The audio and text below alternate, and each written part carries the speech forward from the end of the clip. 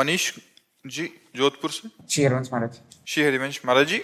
महाराज जी, मैं पूछना चाहता हूँ कि संपूर्ण ब्रह्मांड में ईश्वर एक ही है, हम अलग अलग रूपों में उनकी पूजा होती है। महाराज जी, हमारे मन में विचार आता है कि हम किस भगवान की पूजा करें। जैसे सावन में शिव भगवान की कर ली, नवरात्रे में दुर्गा जी की, जन्माष्टमी में कृष्ण जी की, जिससे हमारा महाराज जी मन भटकता रहता है कि मैं कहाँ जाऊं, मतलब इसका मार्ग, आगे का सही मार्ग क्या होगा। प्रारंभिक आराधना तो सबकी ऐसी ही रहती है।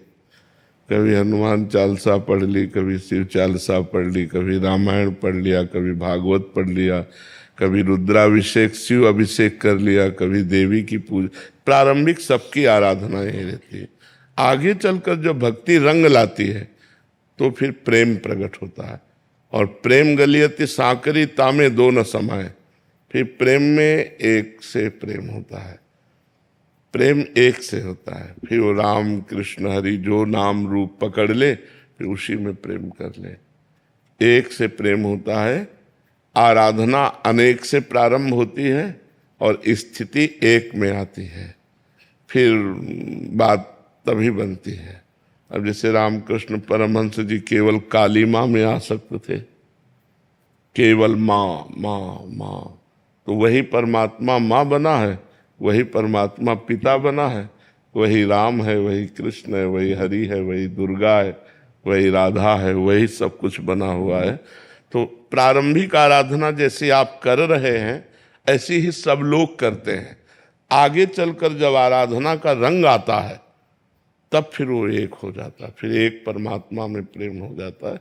तो अभी जब तक प्रेम का प्रादुर्भाव न हो तब तक सबको ऐसी आराधना करनी चाहिए।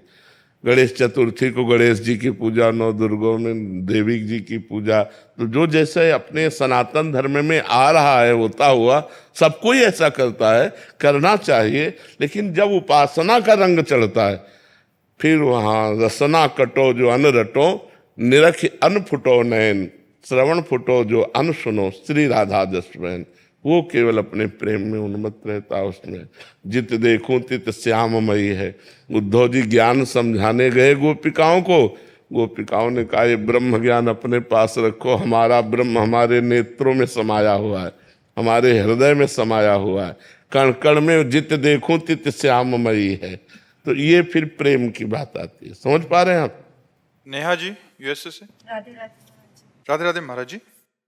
महाराज जी, ये प्रश्न काफी सारे माँ बाप का है कि जैसे कोई माँ बाप महाराज जी विदेश चले गए, वहाँ विदेश में फिर उनके बच्चे वहाँ जन्म लिए, फिर बच्चे बड़े होते हैं तो एक समय जाके केवल बच्चों के लिए माँ बाप ही रह जाते हैं, क्योंकि यहाँ जो पैदा हो रहा है तो उसके चाचा ताऊ रिश्तेदारी होती है, वहाँ वो अकेले रह जाते हैं। तो कह रहे हैं कि ऐसे में आगे चल के उनके लिए अकेलापन एक बहुत बड़ी समस्या हो जाता है। और मतलब ऐसी मानसिक स्थिति में बच्चों का पालन पोषण कैसे करें जहां उनके लिए केवल माँ बाप ही हैं और कोई संबंध ही माँ बाप चले गए तो फिर और कौन और संबंध? क्योंकि महाराज जी पीछे किसी से संबंध नहीं रहा और किसी से परिचय नहीं है, यहाँ तो जैसे गांव ऊपर वाले से संबंध। हमारे तो एक ही सब उत्तर है, भगवान। अगर भगवान से हमारा संबंध है तो विदेश में भी हमारे मित्र मिल जाएंगे, विदेश में भी परिवार से अधिक प्यार करने वाले मिल जाएंगे, और भगवान विदेश में भी हमको चंगा रखेंगे। अगर हम भगवान से संबंध रखें तो सब व्यवस्था कर देंगे। पक्का समझो, भगवान के लिए देश विदेश थोड़ी है। सकल भूमि गोपाल की, जितना ब्रह्मांड है वो तो सब भगवान का ही है। तो अगर आप भगवान का भजन करेंगे, भगवान से प्यार करेंगे, तो आपको ऐसे पड़ोसी मिल जाएंगे जो आपके परिवार से ज्यादा आपको प्यार करेंगे। आपके ऐसे मित्र मिल जाएंगे जो आपको संतुष्ट कर देंगे। ये भाव नहीं रह पाएगा कि मैं अकेला हूँ विदेश में। भगवान मिला देंगे, ऐसे ऐसे ऐसे मिला देते हैं। तो हमें लगता है भगवान का ही आश्रय लिया जाए और भगवान से ही प्रेम किया जाए, वही सब विधान बना देंगे। नहीं तो गाँव में घर में रहते हुए भी परिवार से दुश्मनी हो जाती है, नहीं हो जाती है? तो अब उस बात को कैसे, मान लो वो विदेश में तो अकेले हैं अपने देश से, लेकिन अपने घर के ही सगे भाई भाई में बैर हो जाता है, वो उसको देखना भी पसंद नहीं करता, तो उसका हित क्या करेगा? तो जहाँ भगवान नहीं, भगवान की भक्ति नहीं, भगवान का प्रेम नहीं, वहाँ शांति कहीं नहीं है। इसलिए भगवान से जुड़ो, भगवान से प्रेम करो, तो विदेश में भी ऐसे मिला देंगे जो परिवार से अधिक प्यार करने वाले होंगे। मोनिका जी। राधे राधे। महाराज जी दुबई में रहते हैं तो कह रहे हैं कि जैसे आपसे महाराज जी भारत देश का मैं सुना महाराज जी, तो फिर ऐसा लगता है कि ऐसे पावन भूमि को छोड़ के हम विदेश में रह रहे हैं और फिर लगता है कि वहां से छोड़ के यहाँ आ जाएं, तो फिर एक दूसरा डर ये होता है कि यहाँ आके कहीं परिवार और माया में आसक्त हो गए तो जो थोड़ा बहुत भजन वहां हो रहा था वो भी ना हो। तो महाराज जी ऐसे में क्या करना चाहिए?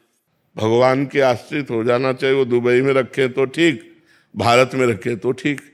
आप चिंता नहीं मत करो इस बात की, जहां हो वहां कमाओ और भगवान का भजन करो और भगवान के ऊपर छोड़ दो कि जहां रखोगे वहीं रहूंगी, जैसे आप रखोगे वैसे मैं रहूंगी, कोई समस्या ही नहीं है। हमें चिंता नहीं करनी कि वो हमें भारत में रखें या विदेश में रखें। अगर वो हमें विदेश में रखकर भजन करा रहे हैं तो जय हो आपकी, अगर वो अपने देश में ला रहे हैं तो जय हो आपकी।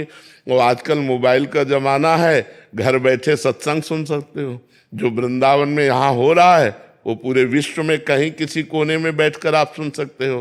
तो सत्संग सुनो, नाम जप करो, जहाँ हो आनंद से रहो और ये बात भगवान के ऊपर छोड़ दो कि जिसमें हमारा मंगल हो वहाँ आप रखना, वैसे ही हमें रखना।